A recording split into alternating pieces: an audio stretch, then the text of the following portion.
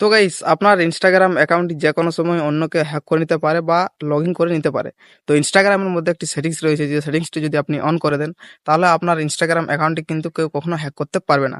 তো সেটিংসটা কি জানতে গেলে অবশ্যই পুরো ভিডিওটা দেখতে হবে। তো চলো আপনারা দেখে দিই স্টেপ বাই স্টেপ আপনারা কীভাবে সেটা করবেন। তো গাইস তার জন্য সবার প্রথমে আপনাদের ইনস্টাগ্রাম অ্যাপটি ওপেন করে নিতে হবে, ঠিক আছে। ওপেন করার পর লোগোতে ক্লিক করবে, লোগোতে ক্লিক করার পর আপনাদের উপরে যে থ্রি লাইন দেখতে পাচ্ছ তো এখানে একটা ক্লিক করবে।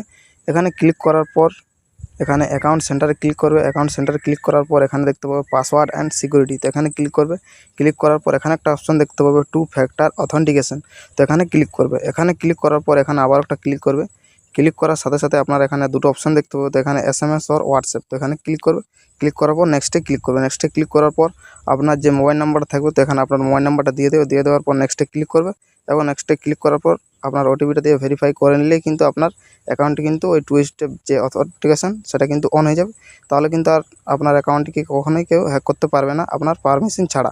তো আপনার ওটিপি দেবে, তাহলে কিন্তু সে আপনার অ্যাকাউন্টটিকে হ্যাক করতে পারবে বা লগ ইন করতে পারবে। তো দেখা হচ্ছে পরবর্তী একটা নতুন ভিডিওতে। Thanks for watching this video.